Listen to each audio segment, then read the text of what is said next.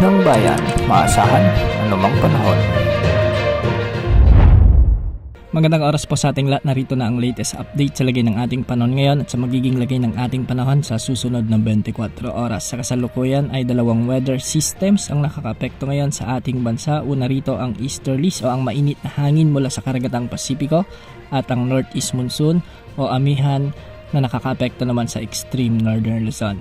Dahil nga sumiiral na easterlies, asahan ang maulap na kalangitan na may mga kalat-kalat na pagulan at isolated thunderstorms sa may Aurora, Quezon, Camarines Norte, Camarines Sur, Catanduanes at Albay. Ang mga lugar na ito ay posibleng makaranas ng mga biglang pagbaha o pagguho ng lupa lalo na kung may mga katamtaman hanggang sa kung minsan ay malalakas na pag-ulan. Samantala, dulot naman ng umiiral na amihan ay makakaapekto naman ito sa bahagi ng extreme northern Luzon, particular sa Batanes at Babuyan Islands. Ang mga lugar dito ay magiging bagyang maulap hanggang sa maulap naman ang mga kalangitan na may mga kasamang isolated like rains o kalat-kalat na mahinang pagulan. Ayon sa pagtataya ng Pag-asa, posibleng sa mga susunod na araw ay tuluyan ng mawala ang epekto ng amihan. Ibig sabihin nito, papasok na tayo o magta-transition na ang ating panahon patungo sa tag-init o yung tinatagurian nating summer season sa ating bansa.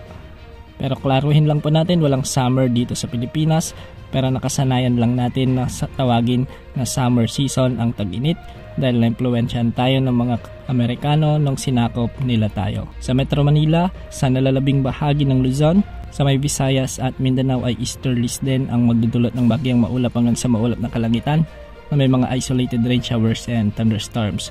Dahil dito posible rin ang banta ng mga biglang pagbaha o pagguho ng lupa lalo na kung may mga severe thunderstorms. Para naman sa lagay ng mga pag-alon sa ating mga karagatan, ang silangang bahagi ng Luzon ay posibleng umabot ang mga pag-alon hanggang 3 meters, samantalang sa nalalabing baybayin ng bansa ay posibleng umabot ang mga pag-alon hanggang 2.5 meters. Sa ngayon, wala pa rin tayong namomonitor na anumang LPA o bagyo na posibleng makapekto sa ating bansa sa susunod na 3 hanggang 5 araw. Kung mapapansin natin, ay hindi gaanong nakaranas ang maraming lugar ngayon ng mainit na panahon at ito ay dulot ng makulimlim na panahon na hindi naman nagdulot ng mataas na heat index sa ating mga kababayan. Yan ang update sa lagi ng panahon. Ito pang weather update ng bayan, masahan anumang panahon.